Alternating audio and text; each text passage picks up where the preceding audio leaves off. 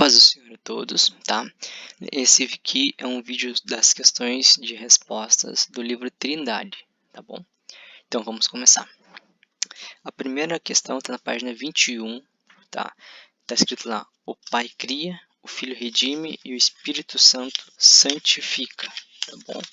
Então essa aí é a nossa questão de prova já dessa primeira parte. A próxima questão a gente vai estar lá na página 36. A página 36 ela está lá, uma apresentação bíblica da Trindade, e diz o seguinte, primeiro parágrafo do 36. A doutrina do trinitarianismo jamais é ensinada explicitamente nas Escrituras, mas é a melhor explicação da evidência bíblica. Então, a gente nunca vai ver a palavra Trindade na Bíblia, tá? Ela não é Bíblia, ela não está na Bíblia, mas ela é bíblica. Então, é um termo que foi criado, né, na teologia sistemática, mas ela não está escrito lá Trindade na Bíblia. Então ela apresenta a Trindade na Bíblia, mas ela escrita ela não está na Bíblia, então não vai achar essa palavrinha, tá bom? A próxima é revelação parcial no Antigo Testamento. Segundo parágrafo. A palavra Trindade significa triunidade, ou a ideia de três em um. Então, bem simplesinho, né? A semântica da palavra. Então, significa três em uma só pessoa. Não são três deuses, são um Deus só, mas em três pessoas, tá? Dividido em três pessoas. Então, não é uma pessoa, um híbrido também, tá? É um único Deus, mas em três pessoas distintas. Próxima questão de prova lá, tá na página 53, sobre a graça de Deus. Então, o primeiro parágrafo diz o seguinte: a graça significa um favor imerecido que Deus, na sua perfeita justiça, manifestou por intermédio do sacrifício do seu Filho, tá? Então, a graça é justamente isso, né?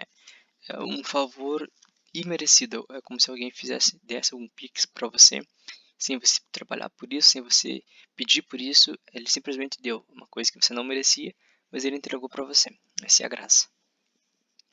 A próxima é a página 59. O título é A Bíblia fala da onipresença de Deus.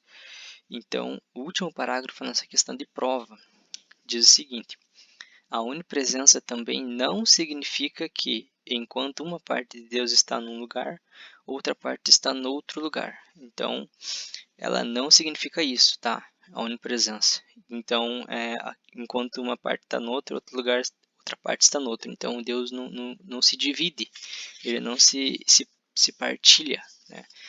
Então, Deus é toda a plenitude. A próxima, na página 61, primeiro parágrafo sobre a onisciência diz o seguinte: a onisciência de Deus abrange também o futuro, chamada de presciência, tá? Então, essa é essa questãozinha de prova aqui. Então, a próxima a gente vai ter lá na página 76, sobre o título é Concepção Virginal, tá? O primeiro parágrafo é a questão de prova. Diz o seguinte: o nascimento de Jesus resultou de uma concepção miraculosa. Então, miraculosa é milagre, né? Uma coisa que não tem explicação, né? Milagres não se explica, né? A gente não consegue com a nossa mente finita explicar uma coisa que é infinito. A mesma coisa, por isso que o resultado de Jesus foi uma coisa miraculosa, tá? Próxima na página 88, o título é A Cruz e Cristo. Diz o seguinte, primeiro parágrafo: embora tivesse vindo ao mundo por meio de um milagre e vivido uma vida miraculosa, a razão central da encarnação era a sua morte. Então, se não me engano, em Apocalipse vai dizer isso, tá?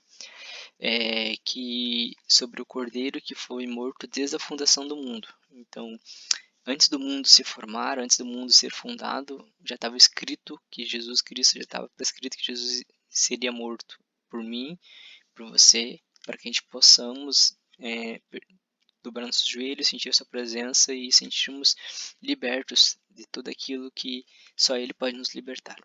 A próxima, na página 92, primeiro parágrafo, diz o seguinte: que a ressurreição de Jesus foi corpórea e genuína e o fez sair do estado da morte real, tá? Então ele foi ressurreto corporalmente, não só em espírito, como algumas outras, a gente vai ver, umas outras correntes de pensamento falam, né, que ele não tinha corpo, mas Jesus Cristo ressuscitou de corpo e alma, uma ressurreição completa, tá?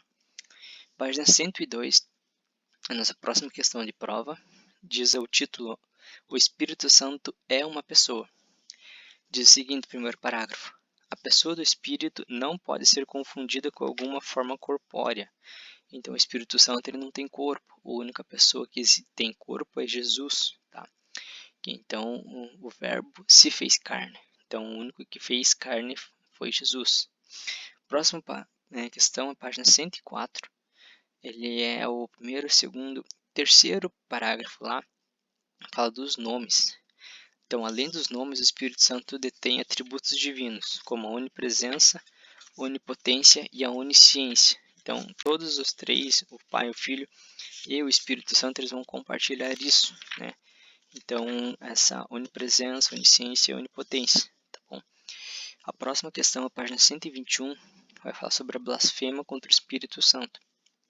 Então, o primeiro parágrafo é a nossa questãozinha.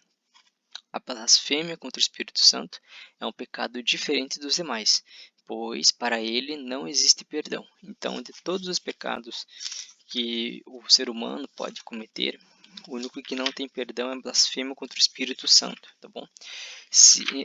Foi discutido em sala sobre esse tema, mas caso alguém precise de um vídeo específico só sobre a blasfêmia do Espírito Santo, o que é, como acontece e como identificar, me manda uma mensagem ou escreva um comentário aí que eu vou fazer um vídeo específico só sobre a blasfêmia do Espírito Santo, tá bom?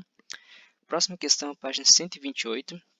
Ele é o terceiro ponto, que diz o seguinte: o livro de Atos descreve o falar noutras línguas como o sinal inicial do batismo no Espírito Santo. A próxima questão de prova está do lado. É o segundo pontinho, que diz o seguinte: o batismo no Espírito Santo ocorre uma vez na vida do crente. Então, não existe essa de, vou ter que batizar de novo no Espírito Santo, perdi, Não, é uma vez só, tá? O batismo no Espírito Santo acontece uma vez só, tá bom? A próxima questão de prova que a gente vai ter, ela vai estar lá na página 147 e ela é a última das nossas questões de prova. Vai falar sobre o fruto do Espírito Santo. Então, tá lá, página 147. O fruto do Espírito Santo representa 9 diferentes virtudes, que é gozo, caridade, paz, longanimidade, benignidade, bondade, fidelidade, mansidão, domínio próprio, né?